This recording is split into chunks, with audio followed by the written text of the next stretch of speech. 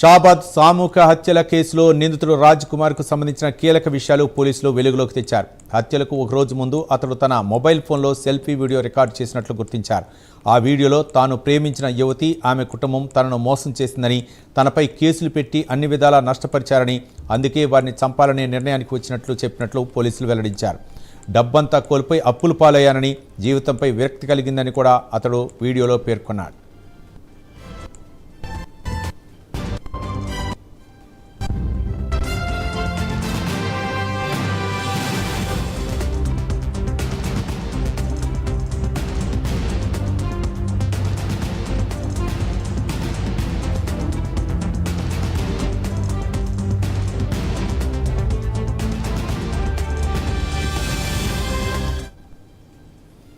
నిందితుడు ఆత్మహత్య చేసుకున్న తర్వాత అతని వద్ద లభించిన మొబైల్ ఫోన్ను పరిశీలించగా ఈ సెల్ఫీ వీడియో బయటపడింది. మరోవైపు ఘటన జరిగిన రోజు రాజ్ కుమార్ గ్రామానికి వచ్చి యువతిని తీసుకుని దేవరకొండకు వెళ్లినట్లు పోలీస్ కమిషనర్ తరుణ్ జోషి తెలిపారు.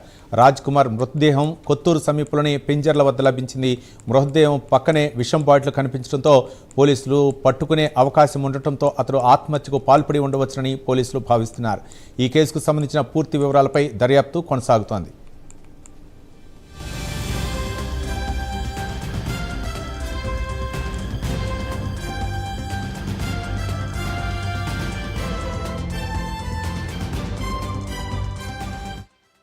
పైసలు వసూలు చేసి అంతా నన్ను లాజ్ చేసి ఇప్పుడు నాకు పుట్టిన నా పిల్లలు నాకు వాళ్ళ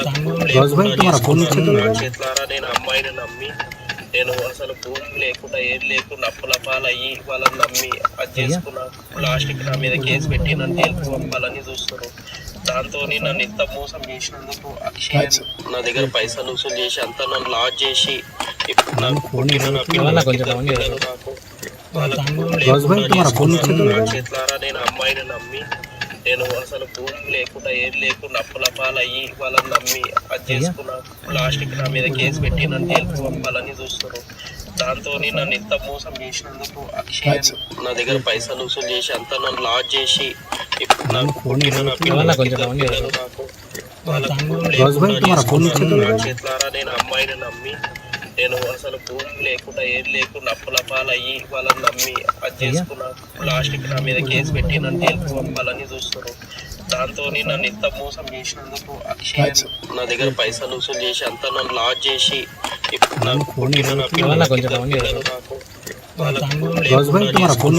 చేతులారా నేను అమ్మాయిని నమ్మి నేను అసలు భూమి లేకుండా ఏది లేకుండా అప్పుల పాలయ్యి వాళ్ళని నమ్మి అది చేసుకున్నా. లాస్ట్కి నా మీద కేసు పెట్టి నన్ను జైలుకు పంపాలని చూస్తారు.